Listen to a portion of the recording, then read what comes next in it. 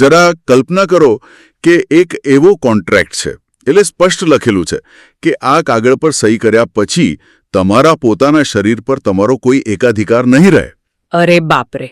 હા, સાંભળવામાં કેવું લાગે? કોઈ બીજું વ્યક્તિ કાનૂની રીતે એ શરીર પર કાયમી અધિકાર જમાવી શકશે. સામાન્ય રીતે આવો કોન્ટ્રાક્ટ સાંભળીને જ કોઈ પણ ભડકી જાય. બિલકુલ ભડકી જાય. કોઈ ગાંડો જ હોય જે આવો કરાર સ્વીકારે? સાચી વાત, કોઈ સ્વીકારે જ નહીં. પણ મતલબ નવાઈની વાત એ છે કે આપણો સમાજ આ જ કોન્ટ્રાક્ટને પવિત્રતાનું સૌથી મોટું પ્રતીક માને છે અને આપણે તેને લગ્ન કહીએ છીએ. ઓહ, આ ખરેખર એક એવો વિરોધાભાસ છે જેની આપણે રોજબરોજના જીવનમાં નોંધ સુદ્ધા નથી લેતા. એટલે જુઓ, આજે આપણે આ જ જટિલ અને અમુક અંશે અસ્વસ્થ કરી દે તેવા વિષયના મૂળ સુધી જવાના છીએ. હા, અને આજના ડીપ ડાઇવનો આપણો સોર્સ પણ બહુ રસપ્રદ છે. એક્ઝેક્ટલી. ચિરૈયા નામની એક વેબ સિરીઝ અને તેમાં દર્શાવેલા મેરિટલ રેપ એટલે કે વૈવાહિક બળાત્કારના સંદર્ભમાં આચાર્ય પ્રશાંત દ્વારા જે એકદમ કઠોર પણ વિચારવા મજબૂર કરી દે તેવું વિશ્લેષણ કરવામાં આવ્યું છે ને, તે આજે આપણી ચર્ચાનો મુખ્ય આધાર છે. બરાબર. અને આપણો ઉદ્દેશ્ય એ છે કે આપણે એ સમજવાનો પ્રયાસ કરીશું કે સમાજ લગ્નને ખરેખર કઈ રીતે જુએ છે, કાયદાની ભાષા કેટલી હદે જડ છે અને આ બધાની પાછળ આપણો અહંકાર કેવી રીતે કામ કરી રહ્યો છે. અને અહીં એક વાત ખાસ સ્પષ્ટ કરી દઉં કે આ સ્ત્રોતમાં જે વિચારો વ્યક્ત થયા છે ને, તે બહુ કડક અને આપણી સામાજિક માન્યતાઓને સીધો પડકાર આપનારા છે. એટલે આપણે અહીં કોઈ પક્ષ નથી લઈ રહ્યા. ના, જરાય નહીં. આપણો ઉદ્દેશ માત્ર સ્ત્રોતમાં આપેલી માહિતીનું તટસ્થ રીતે વિશ્લેષણ કરવાનો છે. બિલકુલ. અને અહીં વાત ખરેખર ખૂબ જ રસપ્રદ બને છે, કારણ કે જે વાતો આપણે માત્ર રોમેન્ટિક ફિલ્મો કે નવલકથાઓમાં સાંભળી છે ને, કાયદો તેને બિલકુલ અલગ અને એકદમ પ્રેક્ટિકલ દૃષ્ટિએ જુએ છે. હા, જ્યારે કાયદો અને આપણી સંવેદનાઓ સામસામે આવી જાય ત્યારે ચિત્ર બહુ ચોંકાવનારું ઊભું થાય છે. હા, તો શરૂઆત કરીએ આ આખી ચર્ચાના કાનૂની પાસાથી. જુઓ, અત્યારે કાનૂની વર્તુળોમાં એવી દલીલ બહુ વારંવાર સાંભળવા મળે છે કે જો મેરિટલ રેપને ગુનો ગણી લેવામાં આવે તો જેને આપણે ઇન્સ્ટિટ્યુશન ઓફ મેરેજ અથવા લગ્ન સંસ્થા કહીએ છીએ તે આખી સંસ્થા જ નષ્ટ થઈ જશે. એટલે આ દલીલ તો મેં પણ ઘણી જગ્યાએ સાંભળી છે, પણ આની પાછળનો તર્ક શું છે? આ દલીલ પાછળનો કાનૂની તર્ક સમજવો બહુ જરૂરી છે. કાયદો સ્પષ્ટપણે એવું માને છે કે જો લગ્ન 18 વર્ષથી ઉપરની ઉંમરે થયા હોય તો પતિ અને પત્ની વચ્ચેના શારીરિક સંબંધને લગ્નનો જ એક અભિન્ન ભાગ માનવામાં આવે છે. અચ્છા. એટલે બીજા શબ્દોમાં કહીએ તો સ્ત્રોત મુજબ લગ્નનો અર્થ જ એ છે કે બંને પક્ષોએ એકબીજાના શરીર પર અધિકાર સ્થાપિત કરી દીધો છે. હવે જો તમે એ અધિકારને જ ગુનો ગણવા લાગો તો પછી કાનૂની દૃષ્ટિએ લગ્નની વ્યાખ્યા જ શું બચી? કાયદાકીય રીતે આ લગ્નનો પાયો છે. ઓહ, પણ આ જ વાત મને સૌથી વધુ આઘાતજનક લાગે છે, કારણ કે આપણે સમાજમાં લગ્નને કેવા મોટા મોટા શબ્દોથી શણગારીએ છીએ. 2 આત્માઓનું મિલન, 7 જન્મોનો સાથ, પવિત્ર બંધન. હા, સાવ સાચી વાત. પણ જ્યારે અદાલતમાં જઈએ ત્યારે ખબર પડે છે કે આ તો માત્ર ને માત્ર શારીરિક માલિકીનો કરાર છે. સ્ત્રોતમાં આ કઠોર સત્યને એકદમ નીટ એટલે કે સ્પષ્ટ અને ચોખ્ખું ગણાવવામાં આવ્યું છે. એવું કહેવાયું છે કે કાયદાએ કે ધર્મે આમાં કંઈ જ છુપાવ્યું નથી. બિલકુલ, બધું જ ખુલ્લેઆમ કહી દેવામાં આવ્યું છે. અને અહીં વક્તા કાયદાનું કોઈ સમર્થન નથી કરી રહ્યા, પણ તે કાયદાની અને સમાજની આ ખુલ્લી નગ્નતા પર એક બહુ મોટો કટાક્ષ કરી રહ્યા છે. એટલે એમનું કહેવાનો અર્થ એ છે કે સમાજે આ સત્ય સ્વીકારી લેવું જોઈએ. હા, કે આપણી લગ્ન સંસ્થાનું આખું માળખું જ શારીરિક માલિકી અને એક્સેસ પર ઊભું છે. વક્તાના મતે આ કોઈ ઝીણા અક્ષરે લખેલી ફાઇન પ્રિન્ટ નથી. આ તો મોટા અને ઘાટા અક્ષરે લખેલો નિયમ છે. મતલબ કે બધું જ પહેલેથી જ ક્લિયર છે. એક્ઝેક્ટલી. જો કોઈ સ્ત્રી આટલી સ્પષ્ટતા હોવા છતાં લગ્નમાં પ્રવેશે, એટલે કે કાયદો સ્પષ્ટ કહે છે કે લગ્ન પછી શારીરિક સંબંધ પર અધિકાર બની જાય છે, તે જાણવા છતાં પ્રવેશે અને પછી એમ કહે કે મારી સાથે છેતરપિંડી થઈ છે, તો કાનૂની રીતે તેની જવાબદારી તેની પોતાની બની જાય છે. અરે બાપરે, આ તો એવી વાત થઈ કે તમે કોઈ એવા મકાનનો સોદો કરો છો જેની દિવાલો કાચી છે અને છત લીક થાય છે અને દસ્તાવેજમાં એ સ્પષ્ટ લખેલું છે. તમે સહી કરો છો અને પછી ફરિયાદ કરો છો કે વરસાદમાં પાણી ઘરમાં કેમ આવે છે. બહુ જ સચોટ ઉદાહરણ આપ્યું તમે. પણ અહીં મને એક બહુ મોટો પ્રશ્ન થાય છે. જો શરતો આટલી બધી ખુલ્લી છે, જો માલિકીનો સિદ્ધાંત આટલો સ્પષ્ટ છે, તો લોકો આ કોન્ટ્રાક્ટમાં સહી કરવા માટે આટલા બધા ઉત્સાહિત કેમ હોય છે? આ વિરોધાભાસને કઈ રીતે સમજવો? અને આ જ પ્રશ્ન આપણને ચર્ચાના બીજા અને કદાચ વધુ ગંભીર તબક્કા તરફ લઈ જાય છે, અને તે છે અરેન્જ્ડ મેરેજ, એટલે કે ગોઠવાયેલા લગ્નની વ્યવસ્થા. હા, એ પણ એક બહુ મોટો વિષય છે. બિલકુલ. કાનૂની વ્યાખ્યાથી આગળ વધીને જ્યારે આપણે સામાજિક વાસ્તવિકતા તરફ નજર કરીએ ને, ત્યારે આ વિરોધાભાસ તેની ચરમસીમા પર પહોંચી જાય છે. ચર્ચામાં ગોઠવાયેલા લગ્નને કટાક્ષમાં એક ચુટકુલો એટલે કે જોક કહેવામાં આવ્યો છે. એક એવો જોક જેના પર કોઈ હસતું નથી, પણ આખો સમાજ તે જીવી રહ્યો છે. એક્ઝેક્ટલી. હા, અને તે કટાક્ષની પાછળનું જે ચિત્ર રજૂ કરવામાં આવ્યું છે તે ખરેખર હચમચાવી દે તેવું છે. જુઓ, તેમાં એક ઉદાહરણ આપવામાં આવ્યું છે જે આપણા ભારતીય સમાજની બહુ જ સામાન્ય વાસ્તવિકતા છે. હા, પેલું છોકરીવાળું ઉદાહરણ. હા, એક સંસ્કારી છોકરીને આખી જિંદગી અત્યંત સુરક્ષિત વાતાવરણમાં રાખવામાં આવે છે. કદાચ ઓલ ગર્લ્સ સ્કૂલમાં ભણાવવામાં આવે, પરિવાર એટલું ધ્યાન રાખે કે ઘરની બહારના કોઈ છોકરાઓનો પડછાયો પણ તેના પર ન પડે. બહુ જ સાવચેતી રખાય. બિલકુલ. વર્ષો સુધી તેને એવું જ શીખવવામાં આવે છે કે કોઈ પણ અજાણ્યા પુરુષનો સ્પર્શ તેના માટે સખત રીતે વર્જિત છે, પાપ છે. અને પછી અચાનક શું થાય છે? લગ્ન. હા, એક ભવ્ય કાર્યક્રમ યોજાય છે અને એ જ છોકરીને એક બિલકુલ અજાણ્યા વ્યક્તિને શારીરિક સંબંધ માટે સોંપી દેવામાં આવે છે. તમે બરાબર જગ્યાએ આંગળી મૂકી. ચર્ચામાં અહીં એક બહુ જ સચોટ પ્રશ્ન ઉઠાવવામાં આવ્યો છે કે અજાણ્યાનો સ્પર્શ ન ચાલે, પણ અજાણ્યા સાથે સેક્સ ચાલે? બાપરે, આ કેટલી મોટી સામાજિક દંભની પરિસ્થિતિ છે. હા, અને આખો સમાજ આ વિડંબના સાથે આરામથી જીવી રહ્યો છે. અને ફરી પાછું પેલું કાયદાકીય પાસું પ્રવેશે છે.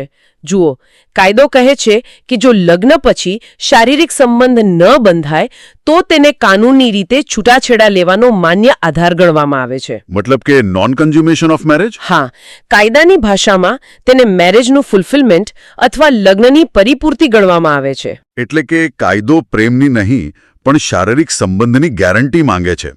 જરા વિચારો, બે તદ્દન અજાણ્યા લોકો જેમણે ક્યારેય એકબીજા સાથે સમય નથી વિતાવ્યો, જેમના વિચારો એકબીજા સાથે નથી મળતા, અને જેમની વચ્ચે કોઈ ભાવનાત્મક જોડાણ પણ નથી. બિલકુલ. તેમની વચ્ચે લગ્નના પહેલા જ દિવસે પ્રેમ તો કેવી રીતે હોઈ શકે? પ્રેમ કોઈ સ્વિચ થોડી છે કે લગ્નના મંત્રો પૂરા થયા એટલે ચાલુ થઈ જાય. સાચી વાત છે. પ્રેમ રાતોરાત નથી થતો. પણ કાયદા મુજબ શારીરિક સંબંધ એ જ રાતથી કાયદેસર રીતે જરૂરી બની જાય છે. એટલે કે સમાજ અને કાયદો બંનેને પ્રેમની ગેરહાજરી ચાલી શકે, પણ શારીરિક સંબંધની ગેરહાજરી તેમને મંજૂર નથી. અને આ જ બાબત સૌથી વધુ ચોંકાવનારી છે.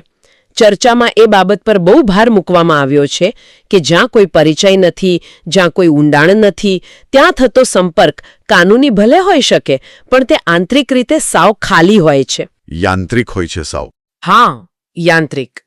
જો કોઈ અજાણ્યો વ્યક્તિ છે તો તે પ્રેમ ક્યાં નાતે કરશે? જો શારીરિક સંપર્ક થશે તો તે માત્ર જૈવિક જરૂરિયાત પૂરી કરવા પૂરતો જ હશે. તેમાં બે માનવીઓ વચ્ચેનું જે જોડાણ હોવું જોઈએ તે ક્યાંય હોતું નથી. તો પછી એક સવાલ ઊભો થાય છે. આટલી સ્પષ્ટ વાત સાંભળ્યા પછી કોઈના પણ મનમાં એ પ્રશ્ન તો થાય જ કે જો આખી વ્યવસ્થામાં આટલો બધો દંભ અને આટલું મોટું વિરોધાભાસ, તો લોકો પેઢી દર પેઢી આવી વ્યવસ્થાઓ કેમ સ્વીકારી લે છે? લોકો બળવો કેમ નથી કરતા? આટલી યાંત્રિક જિંદગી જીવવા લોકો તૈયાર કેમ થઈ જાય છે? અને બસ અહીં જ આખી ચર્ચા તેના સૌથી ઊંડા મનોવૈજ્ઞાનિક અને આધ્યાત્મિક તબક્કામાં પ્રવેશે છે. આ ભાગ ખરેખર એક આંખ ઉઘાડનારો સાબિત થાય છે. આ બધું એટલા માટે થઈ રહ્યું છે કારણ કે મનુષ્યનો અહંકાર સાચા પ્રેમથી ગભરાય છે. આપણે આળસુ છીએ અને ડરપોક છીએ. એક મિનિટ. અહંકાર અને પ્રેમ વચ્ચેનો સંઘર્ષ. આ વાતને થોડી વધુ સ્પષ્ટ કરવી પડશે, કારણ કે ચર્ચામાં જે શબ્દો વપરાયા છે તે અત્યંત આક્રમક છે. હા, શબ્દો બહુ કડક છે.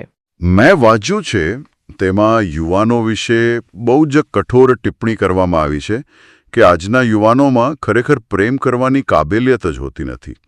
એવું પણ કહેવાયું છે કે જો સમાજમાં એરેન્જ્ડ મેરેજ જેવી કોઈ તૈયાર વ્યવસ્થા ન હોય તો મોટાભાગના લોકો 80 વર્ષ સુધી વર્જિન જ મરી જાય. હા, એવું સ્પષ્ટ કહેવાયું છે. અને સૌથી આઘાતજનક બાબત તો એ છે કે લગ્નની આ આખી સામાજિક વ્યવસ્થાને એનિમલ હસબેન્ડરી એટલે કે પશુપાલન સાથે સરખાવવામાં આવી છે. હવે મને એક વાત કહો, શું આ બહુ વધારે પડતું નથી?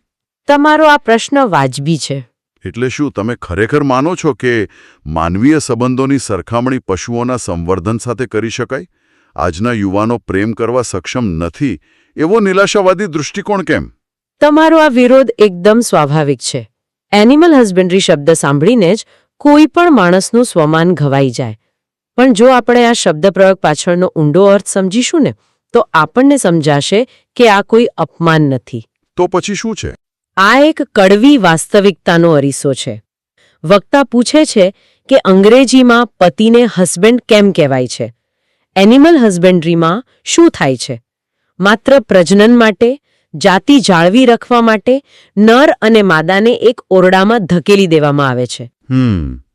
એટલે માત્ર બ્રીડિંગ માટે? બિલકુલ. તેમની વચ્ચે પ્રેમ છે કે નહીં તેની કોઈને પડી હોતી નથી. હવે આને આપણે એરેન્જ મેરેજ સાથે સરખાવો.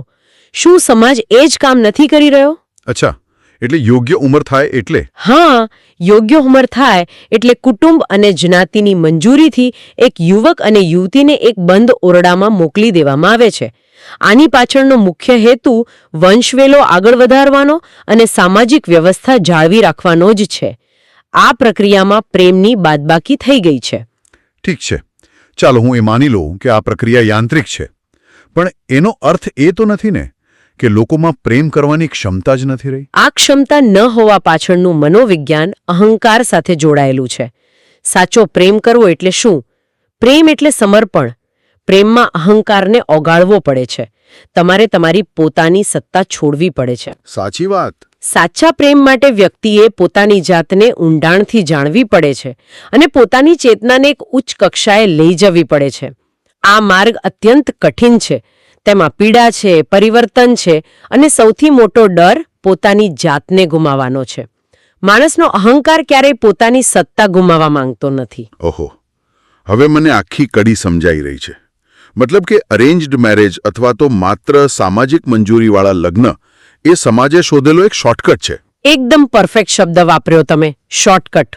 એટલે પ્રેમની કઠિનતાથી, અહંકારને ઓગાળવાની પીડાથી બચવાનો આ એક સસ્તો અને સલામત વિકલ્પ છે. બિલકુલ સાચું. અને એટલા માટે જ વક્તા કહે છે કે લોકો પોતાની જાતે પ્રેમ મેળવી શકતા નથી, કારણ કે તેઓ એ અહંકાર તોડવા માટે જે મહેનત જોઈએ તે કરવા જ તૈયાર નથી. જો સમાજ આ રેડીમેડ વ્યવસ્થા ઊભી ન કરે તો લોકો પોતાના અહંકારમાંથી બહાર જ ના આવી શકે. જો હું આને મારા શબ્દોમાં એક ઉદાહરણ દ્વારા સમજાવવાનો પ્રયત્ન કરું તો આખી વ્યવસ્થા જાણે માઇક્રોવેવમાં 2 મિનિટમાં તૈયાર થતું પેકેજ્ડ ફૂડ ખાવા જેવી છે. અચ્છા, કેવી રીતે? જુઓ, સાચી અને સ્વાદિષ્ટ રસોઈ બનાવવી એ એક કળા છે. એ શીખવા માટે તમારે ધીરજ જોઈએ. બજારમાંથી તાજા શાકભાજી લાવવા પડે, ગરમીમાં ઊભા રહેવું પડે, મહેનત કરવી પડે. હા, અને ક્યારેક વાનગી બગડી જવાનો ડર પણ રહે. બિલકુલ, નિષ્ફળ થવાનું જોખમ પણ લેવું પડે. સાચો પ્રેમ એ ધીમી આંચે થતી રસોઈ જેવો છે. પણ અત્યારે કોઈને એ જોખમ લેવું નથી. કોઈને પોતાની જાતને ઘસવી નથી. એટલે બસ સમાજ એક રેડીમેડ પેકેજ આપે છે જેનું નામ છે અરેન્જ્ડ મેરેજ. વાહ! તમે તેને 2 મિનિટ માઇક્રોવેવમાં મૂકો, સામાજિક મંજૂરીની મોહર મારો અને પીરસી દો. લોકો તેને સ્વીકારી લે છે અને આખી જિંદગી ખાય પણ છે, ભલે તેમાં સાચા પ્રેમનો, સાચી રસોઈનો સ્વાદ જરાય ન હોય. બહુ જ સચોટ અને સુંદર એનાલોજી છે આ. તમે જે રીતે ધીમી આંચે થતી રસોઈની વાત કરીને તે જ વાત ચર્ચામાં પણ સમજાવવામાં આવી છે. જે વસ્તુ બહુ ઉચ્ચ કક્ષાની અને અત્યંત મૂલ્યવાન હોવી જોઈતી હતી, એટલે કે બે મનુષ્યો વચ્ચેનું આંતરિક અને ચેતનાના સ્તરનું જોડાણ, તેને આપણે એકદમ સસ્તી, સરળ અને યાંત્રિક વસ્તુ બનાવી દીધી છે. માત્ર જૈવિક ઉંમર થઈ ગઈ છે એટલે એક પુરુષ અને એક સ્ત્રીને સામાજિક કરારથી સાથે બાંધી દેવા. સાચી વાત છે. અને અહંકાર માટે આ ગોઠવણ ખૂબ જ અનુકૂળ અને આરામદાયક છે, કારણ કે તેમાં તેને ક્યાંય ઝૂકવું પડતું નથી, કોઈ આંતરિક સંઘર્ષ કરવો પડતો નથી.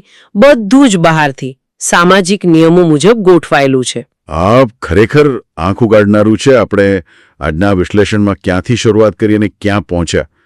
આપણે પહેલાં એ સમજ્યા કે કઈ રીતે કાયદો લગ્નને માત્ર શારીરિક અધિકારના એક કોન્ટ્રાક્ટરના ચશ્માથી જુએ છે. હા, અને કાયદો અને સમાજ બંને કેવી રીતે સ્ત્રીના શરીર પરના અધિકારની વાતને ખુલ્લેઆમ કોઈ પણ જાતના સંકોચ વગર સ્વીકારે છે. બરાબર.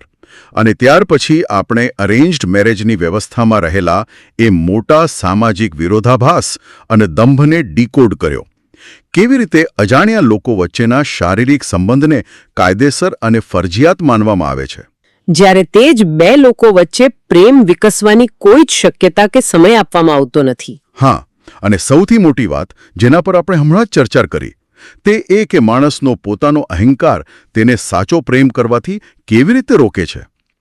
અહંકારના વિસર્જનનો ડર જે એ મુખ્ય કારણ છે જેના લીધે સમાજ આવી સલામત પણ ઊંડાણ વગરની વ્યવસ્થાઓ તરફ ધકેલાય છે. બિલકુલ. હવે પ્રશ્ન એ થાય છે કે આટલી ઊંડી ફિલોસોફી અને કઠોર સત્યો જાણ્યા પછી લોકો માટે આ બધી માહિતીનું તેમના વ્યક્તિગત જીવનમાં શું મહત્વ છે? આનું મહત્વ એ છે કે આ બધું જાણ્યા પછી આપણને આપણા પોતાના સંબંધો અને સમાજની પેઢીઓ જૂની માન્યતાઓ પર પુનર્વિચાર કરવાની, એક પોઝ લઈને વિચારવાની તક મળે છે. આ માત્ર કોઈ કાયદાના પુસ્તકની કે સામાજિક પ્રથાની વાત નથી રહી. હા, આ તો આપણા પોતાના અસ્તિત્વની વાત છે. બરાબર. આ આપણા અસ્તિત્વ અને ચેતનાની વાત બની જાય છે. આપણે સૌએ એ વિચારવા જેવું છે કે શું આપણે પણ આપણા સંબંધોમાં એટલા માટે ટકી રહ્યા છીએ કારણ કે તે સરળ છે, કારણ કે તેમાં આપણી સુરક્ષા છુપાયેલી છે. એટલે શું તે માત્ર એક સામાજિક ટેવ છે કે પછી કોઈ સામાજિક કરારનું પાલન? એક્ઝેક્ટલી. કે પછી ખરેખર તે સંબંધમાં પ્રેમ, સમર્પણ અને ચેતનાની ઊંડાઈ રહેલી છે. તમે સાચું કહ્યું. આ પ્રશ્નો અસ્વસ્થ કરે તેવા જરૂર છે, પણ તે પૂછવા અત્યંત જરૂરી છે. આજે આપણે કાયદાના અત્યંત સ્પષ્ટ અને અમુક અંશે નિર્દય લાગતા સત્યોથી લઈને માનવીય અહંકારની સૌથી ઊંડી નબળાઈઓ સુધીની એક લાંબી સફર ખેડી છે. હા, બહુ જ ઊંડી સફર રહ્યા. આપણે એ જોયું કે કઈ રીતે કાયદો, સમાજ અને આપણો પોતાનો અહંકાર આ ત્રણેય ભેગા મળીને એક એવી ફૂલપ્રૂફ વ્યવસ્થા ઊભી કરે છે જેમાં સુરક્ષા હોય છે, કાનૂની માન્યતા હોય છે, સમાજનું સમર્થન હોય છે. પણ કદાચ સાચો પ્રેમ જ ત્યાંથી ગેરહાજર હોય છે. બિલકુલ. બધું જ હોય છે સિવાય કે સાચો પ્રેમ. મુદ્દો ઊભો થાય છે ત્યારે આખા સમાજમાં આટલી બધી અકળામણ કેમ જોવા મળે છે? હા, લોકો તરત જ ડિફેન્સિવ થઈ જાય છે. બિલકુલ, બચાવની સ્થિતિમાં આવી જાય. કારણ કે આવા મુદ્દાઓ આપણને એ અરીસો બતાવે છે જે આપણે વર્ષોથી જોવાનું ટાળીએ છીએ. આપણે પ્રેમ અને સમર્પણનું સત્ય સ્વીકારવાને બદલે આપણા અહંકારને પંપાડવા માટે કાયદા અને સામાજિક પરંપરાઓની આડમાં છુપાઈ જવાનું પસંદ કરીએ છીએ. ચોક્કસ. આજના આ વિશ્લેષણના અંતે એક એવો વિચાર મૂકીને જઈએ જે કદાચ લાંબા સમય સુધી મનમાં રમતો રહેશે અને વિચારતા કરી મૂકશે. આ કોઈ સામાન્ય પ્રશ્ન નથી, પણ એક સામાજિક પ્રયોગની કલ્પના છે. જરા કલ્પના કરો. હા, બોલો ને. જો આવતીકાલે સવારે અચાનક કાયદો અને સમાજ સંબંધોમાંથી મળતી બધી જ સુરક્ષા પાછી ખેંચી લે, એટલે કે લગ્ન નામનો કોઈ કાનૂની કરાર જ ન રહે, કોઈ સામાજિક માન્યતાની ગેરંટી ન રહે અને કોઈના શરીર પર તમારો અધિકાર છે એવો કોઈ કાયદો તમને બચાવવા ના આવે. અચ્છા. અને જો કોઈ પણ સંબંધને ટકાવી રાખવાનો એકમાત્ર આધાર વ્યક્તિની પ્રેમ કરવાની ક્ષમતા અને અહંકાર ઓગાળવાની તૈયારી પર જ નિર્ભર હોય તો ખરેખર કેટલા લોકો કોઈની સાથે આખું જીવન વિતાવવાને લાયક સાબિત થશે? કેટલા સંબંધો સાંજ પડતા પહેલા જ તૂટી જશે? આ ખરેખર બહુ જ ઊંડો અને ડરાવણો વિચાર છે. હા, આ અત્યંત ઊંડા વિચાર સાથે જ આજે આપણે આ સફર અહીં પૂરી કરીએ છીએ. આશા છે કે આજની આ ચર્ચાએ નવા વિચારોનું વાવેતર ચોક્કસ કર્યું હશે. ચોક્કસ. જોડાવા બદલ ખૂબ ખૂબ આભાર. આવજો.